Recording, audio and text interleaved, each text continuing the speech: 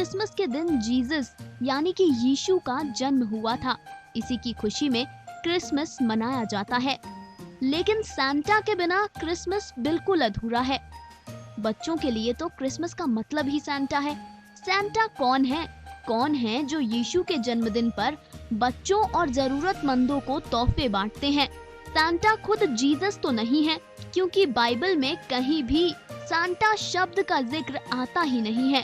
अगर Santa Jesus होते तो बाइबल में कहीं जीसस के सांता रूप का जिक्र होता। वहीं क्रिसमस का त्योहार जीसस की मृत्यु के कई सालों बाद मनाया गया था। जीसस के जीते जी उनके अनुयायी उनके जन्म को त्योहार के रूप में नहीं मनाते थे, यानी कि वो जीसस नहीं थे जो सांता बनकर बच्चों को गिफ्ट देते थे। आज अपनी इस रिपोर्ट में हम यही समझने की कोशिश करेंगे कि अगर जीसस नहीं है सांता, तो फिर सांता कौन है। यूं तो इसे लेकर कोई पुख्ता प्रमाण नहीं है, मगर अलग अलग कहानियां जरूर हैं। चलिए इन्हीं कहानियों को टटोलते हैं और सांता को जानने की कोशिश करते हैं।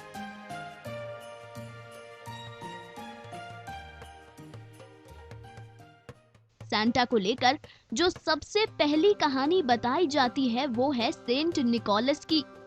सेंट निकोलस का जन्म तीसरी सदी में जीसस की मृत्यु के 280 साल के बाद हुआ था। सेंट निकोलस के माता पिता का देहांत बचपन में ही हो गया था, जिसके बाद उन्होंने अपना जीवन मानव सेवा को अर्पित कर दिया। उन्हें लोगों की मदद करना काफी अच्छा लगता था। वो गरीब बच्चों को तोहफे दिया करते थे।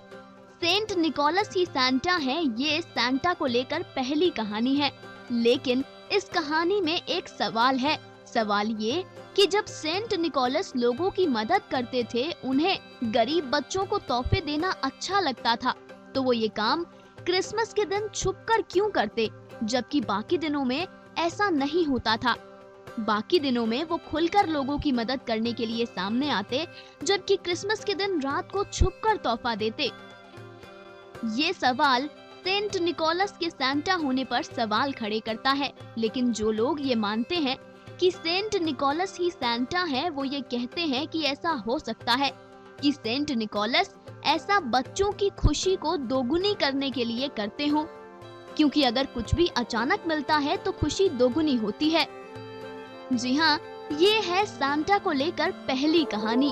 अब आते हैं दूसरी कहानी की ओर। दूसरी कहानी जो सांता को लेकर बताई जाती है, वो सुनकर आपको अपने कानों पर विश्वास नहीं होगा, क्योंकि ये कहानी कहती है कि खुद सैटन, जिसे शैतान या डेविल कहा जाता है, वही डेविल जिसे ईश्वर ने स्वर्ग से निकालकर नर्क में धकेल दिया था, वही खुद सांता बनकर क्रिसमस पर बच्चों को तोहफे देता है। जी हाँ, यूं तो इस बात पर किसी को भी यकीन नहीं होगा, लेकिन इस बात को साबित करने के लिए कई आधार भी दिए गए हैं।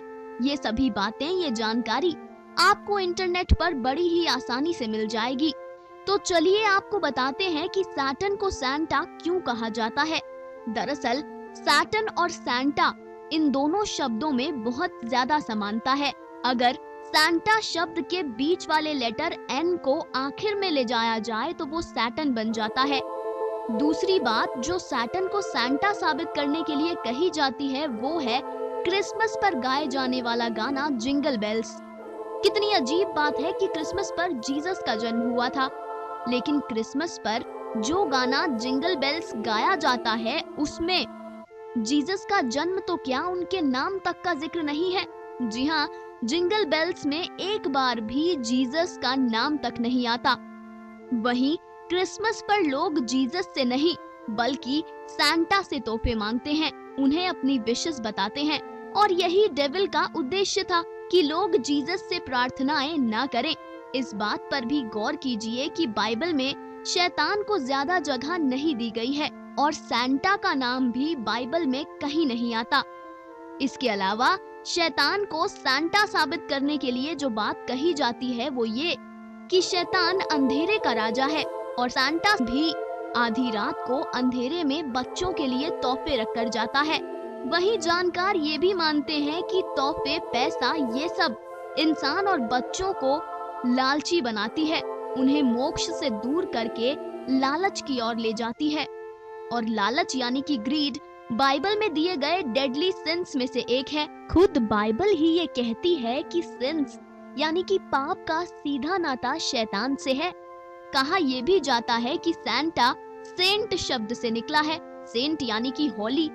होली का मतलब होता है पवित्र, और शैतान ये तो हमेशा से कहता आया है कि वो ईश्वर से ज्यादा ताकतवर और पवित्र है। जानकार ये भी कहते हैं कि सैटन यानी कि शैतान ने कभी भी बच्चों को नुकसान नहीं पहुंचाया है। शैतान को बच्चे बहुत प्यारे हैं, इसीलिए वो क्रिसमस पर सिर्फ बच्चों को ही तोहफे देता है, बड़े या बूढ़ों को नहीं।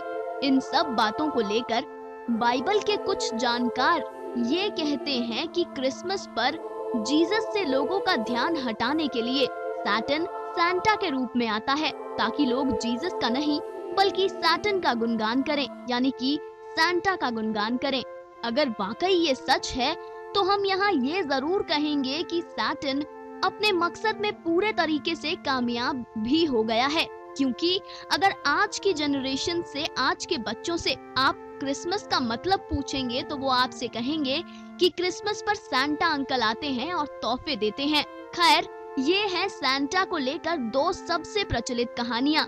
पहली ये कहती है कि सेंट निकोलस सैंटा है और दूसरी ये कहती है कि सैटन सैंटा है। आपको किस कहानी पर विश्वास है ये आपकी मर्जी और आस्था पर निर्भर करता है। क्रिसमस और नए साल के अवसर पर आप सभी को हमारी तरफ से ढेर सारी शुभकामनाएं। स्वस्थ रहिए, सुखी रहिए, खुश रहिए।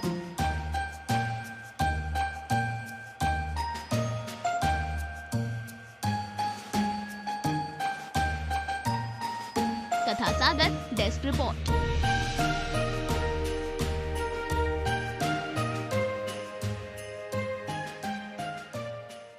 हर अपडेट के लिए सब्सक्राइब करें